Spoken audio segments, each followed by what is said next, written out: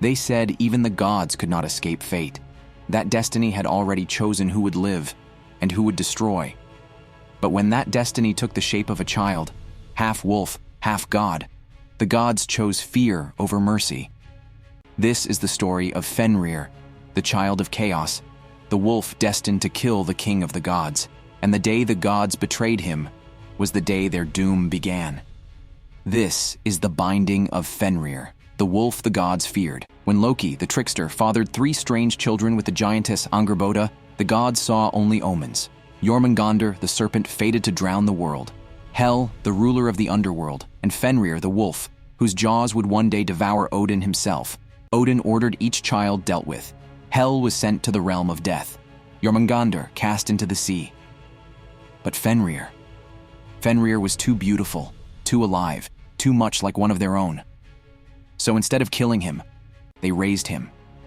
The wolf grew quickly, stronger than any creature in the 9 realms.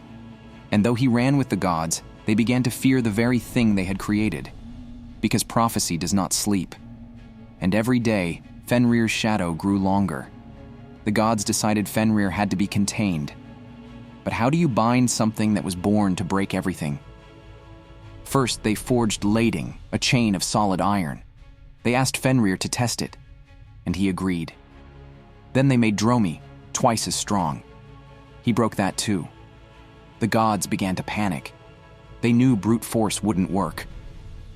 So they turned to the dwarves of Svartalfheim, masters of impossible craft.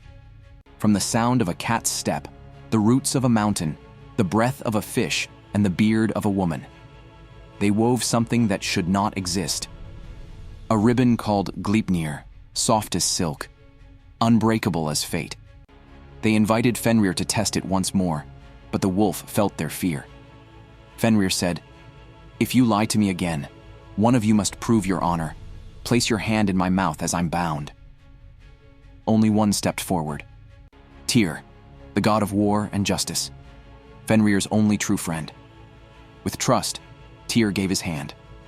With deceit, the gods bound the wolf. When Fenrir realized he had been tricked, he bit down.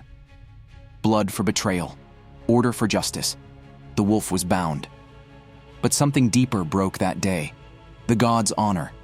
The gods forced a sword between his jaws so he could no longer speak or bite. His howls shook the 9 realms. Even the ground feared his pain. They told themselves it was necessary, that it was for the good of all. But even Odin knew the truth. Prophecy cannot be undone.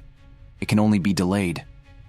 The gods celebrated their victory, but deep down, they knew. They had only fed the fire of their own ending. Because on the day the sky splits and the serpent rises and the world begins to burn, Fenrir will break his chains.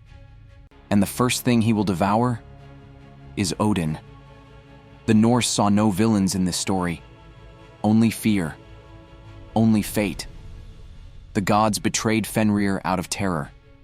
And that terror became the prophecy itself.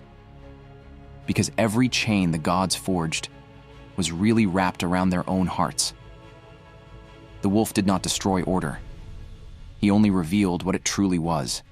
Fragile, trembling, built on the fear of the unknown.